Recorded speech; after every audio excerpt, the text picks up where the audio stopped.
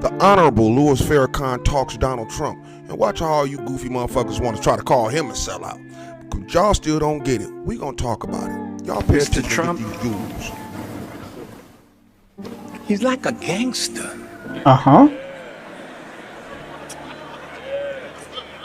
Talk to him. What? Just a minute, you know. If so-and-so's, I bombed the... Come on, man. Tell them what they don't see, man. Huh? Man, this guy here. And you know what? He's real. The nature of this administration is good for us. Because of Trump's way, he is an anomaly. There's never been no president quite like Mr. Trump. There's something that he's doing. Trump is destroying every enemy that was an enemy of our rise. Who's the enemy of our rise? Is it the Department of Justice, where we get none? Is it Congress, where you make a law that favors us and then you turn around and destroy it? Is it the media that has destroyed every black leader that stood up for us? Martin Luther King suffered it, Malcolm suffered it. He's attacking the media, calls it fake news. We have been the victims of some fake news. Yes. He's beating up the FBI. Go at it, baby. Yeah. But y'all rather listen to some DL Hewley or some Plies or some other weird soft puff motherfucker on the left that Malcolm X been telling you, bro. Can't trust the liberals. We've been living in this bullshit forever, bro. At the end of the day, I don't care if you don't vote. Like I said, my president Malcolm X. But when you see the man up here, Minister Farrakhan, the man who got the Million Man March going, he's been doing so much for black people. He only want the best for black people. And he's very, very educated. If he's not the educated, he has millions of men around him educated. You think they don't understand what's going on, bro? Pay attention to Farrakhan and the NOI. NOI means Nation of Islam, you didn't know. Y'all pay attention. It's bigger than what y'all think. They're taking us civil rights. Bro, you got a whole soldiers over here. Y'all got to start thinking and using your common sense. You're not going nowhere. Those civil rights you thinking was used to be tricks and manipulations that they use on y'all, bro. You got to read the fine prints from DEI to everything, bro. He's telling you what's going on. This government needs to be clean like he's doing, even on the right side. You get what I'm saying? Donald Trump came here and, like he said, did it on some gangster stuff. Like, damn, you just cleaned up both sides. You can't trust nobody. Same thing we've been preaching since day one. Y'all don't understand tariffs because you don't understand your worth or who y'all is. You understand when people come to the hood and take your money from them and go spend it with the white folks, but now you don't understand America doing the same thing. We don't need a lot of stuff, bro. Tariffs is for people we don't need that's coming in here raping us, making money off of us and ain't giving us none. We understand China. We'll probably use the barter system. But all these other places like Mexico, it is a leverage to get down or lay down, bro. Y'all gotta wake up, man. And if you don't know how to wake up, pay attention. Understand who you're listening to. All your strong masculine men is right now, pay attention to them. Not the ones that got a little zest in them all day and shit. Okay. Like I say, I understand my women. You feel me? Y'all have y'all reasons. I'm not gonna fall out over you, but I'm trying to give y'all the understanding my thoughts and why I'm like, everybody know who I am and why us straight strong black men and straight men period is rocking with Trump. What's up, guys? Welcome back to the channel. Trump acts like a gangster, and Farrakhan is warning us about how America makes us live in fear. Let's talk about it. Guys, here is the clip. Remember, the credit goes to the direct owner of the video. I'll be back. You constantly speak of injustice in the country. Look at the injustice that you're doing to these people. Let America be the way it should be. What do you want to separate everyone for? What is the purpose of that? That's not this country. You don't know this country. First, miss, you said let America be what it should be. Should is the conditional. And the conditions now, ma'am, the conditions are that America is separate. You have 2 million Indians on reservations, Indian women being sterilized. You have 30 million blacks unemployed, unemployable. And whites and Jews and all different kinds of people, not just blacks. Miss, I gotta say this.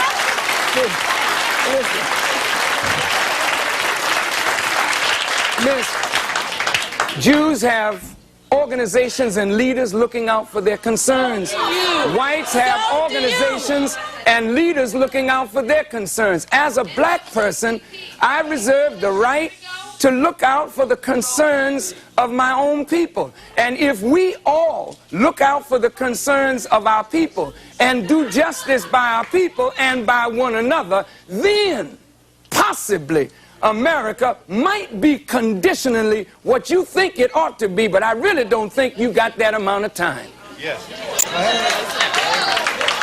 Yes. Maybe Hitler did some good things, but all one has to do, in your opinion, he may have been great. In my opinion, I'm not Jewish, but I have had the opportunity, and I say opportunity, to go to a concentration camp, and tears just flow. I don't care what religion you are. It is so sad, the injustices that were done. I agree with you, miss. Okay. That human suffering is sad no matter who is suffering. We don't control NBC, ABC, and CBS, so our story, the story of the Black Holocaust, has never really been told. Roots did a fairly decent job of trying to tell our story. But if we told our story, like Jews have been able to tell their story, a brass monkey would shed tears over what blacks have suffered in this country.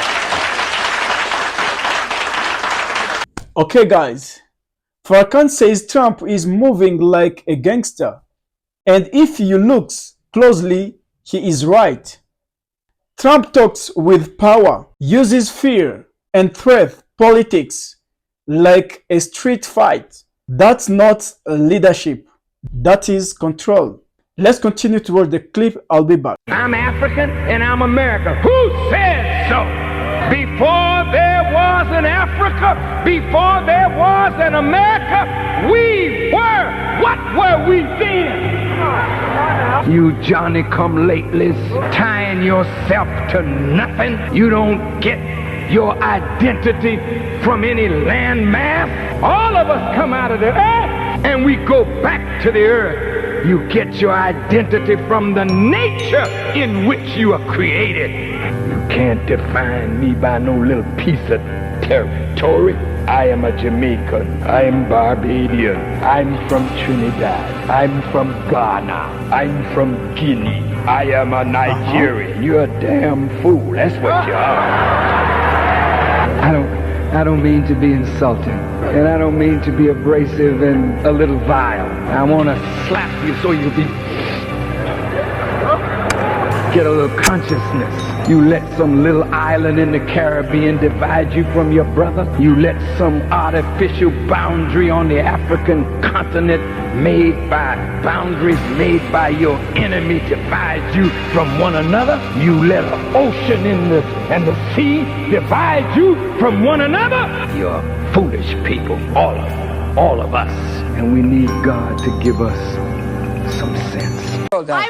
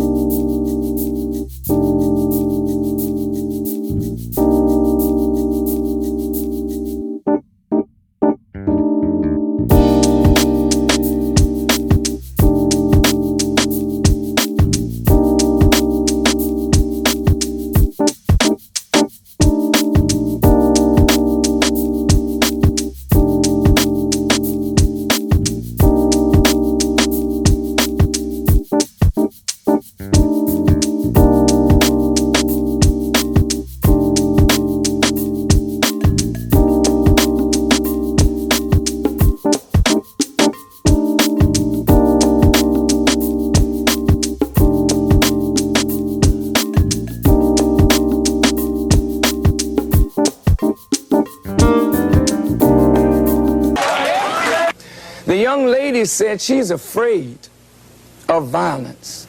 And isn't it sad that we who have been the victims of so much violence, now whites fear violence from us. We do not have a history of killing white people. White people have a history of killing us. See? And what you fear, may I say this, sir? What you fear, and it's a deep guilt thing, that white folks suffer. You are afraid that if we ever come to power, we will do to you and your fathers what you and your people have done to us. And I think you are judging us by the state of your own mind, and that is not necessarily the mind of black. Okay, guys. He also says we are told to accept this way of living in America, to just stay quiet. But black people have always been told to accept less to survive under pressure. Guys, let's continue to watch the clip. I'll be back. Black people who were brought to this country were stripped of their names, language, culture, religion, God, and taken totally away from the history of themselves. Here are 30 million people who don't wear their own names. They wear your names. Who don't speak their own language. They speak English, which is not their language. They never were allowed their own cultural expression of Africa. Don't you realize that when you turn a people upside down and inside out, then sell them not for a day, not for a year, but for 300 years, and deny us the human right to know, to read a book, to learn, to understand, to learn, to understand. And then after 300 years of that, you allow us into the church, but by that time you've painted Jesus white, God white, the angels white, and then all these black people have been subjected to a form of white supremacy, which produces in the reverse a black inferiority. And this is fulfilling what Jesus said, as a man thinketh, so is he. And as long as our people think the way they think, we will never be able to do what we as a people should do to correct our condition. Over here, please. I said in the first segment it was a crime of omission as well as a crime of commission. And that crime has affected both white and black. White folk have been made to believe that the history of civilization begins in Egypt, and that Egypt was a white civilization. And that many whites have been made to believe that black folk were just in the jungles of Africa, running around with no clothes on, and never contributed anything to the advancement of civilization. While at the same time, there are Masons and Shriners. Some of your parents are Shriners and Masons, and they put on the fez of the Muslim people. And what they're studying is the true history of the black people of this earth. I think if the proper education were given to black and white. Okay, guys, what Farrakhan reminds us is black people had value even before slavery, before American systems. We had history, culture, and power. That value never disappears. No matter how this system tries to lower it. Guys, black people, even before the slavery, they had a big value in their culture. So let's continue to watch the clip. I'll be back with more commentary.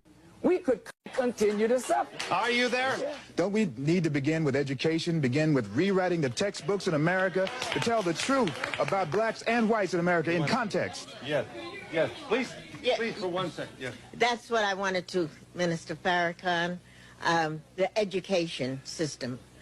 Our children right now are being miseducated. What can we do so that we can inform our children, educate our children? And it's sad because white folks don't know anything about black history. And it's pathetic that white folks have to wait till February to find out that we were slaves. I would like us to speak to what are we going to do to improve the education of this whole society, which have cheated them from from our true heritage. May I respond? I said in the first segment it was a crime of No, I mean, I feel that you are prejudiced towards white people. it becomes apparent more and more as we listen to each other and try to talk to each other that we don't perceive reality the same. And as we're talking about either reconciling differences or separating, it becomes clear that if two people are looking at the same thing and perceiving it so differently, then the two people are operating under a different stimulus. And so when the young lady says, I am prejudiced, to be prejudiced means to judge before the fact. After 400 years of living and experiencing, we're not prejudiced. We are looking at the reality of what we have suffered and continue to suffer. In 1863, the Negro was freed from the bondage of physical slavery. But at the same time, the nation refused to give him land to make that freedom meaningful. And at that same period, America was giving millions of acres of land in the West and the Midwest, which meant that America was willing to undergird its white peasants from Europe with an economic floor that would make it possible to grow and develop. And it refused to give that economic floor to its black peasants, so to speak. And this is why Frederick Douglass could say that emancipation for the Negro was freedom to hunger, freedom to the winds and rains of heaven, freedom without roofs to cover their heads. He went on to say that it was freedom without bread to eat, freedom without land to cultivate. It was freedom and famine at the same time. Okay, guys, when you see Farrakhan answer the question in the big public, in the audience, guys, this is what he mean. You can see how people, they ask him the questions and he answered properly. When Farrakhan calls Trump a gangster, it is a big than one man. He's showing us how the American system works. Leader act through. That is not freedom. That is survival under threat. For black people, this is nothing new. We were forced into chains, pushed into poverty, and told to accept second-class treatment, and leaders who don't care about justice. Farrakhan is saying, don't get used to it. Don't think this is normal. He also reminds us that our value is not given by America or by Trump or by any system. Our value was there long before slavery. It was there in Africa. It was there in our culture, in our faith, in our families. And that value is still here today. So the question is, will we keep living under a gangster system? Or will we stand, remember our worth, and demand something better? Because at the end of the day, America tells us to survive, but we deserve to live. Guys, as you see yourself, how many things happening every day. So many scenarios, guys. You see day and night.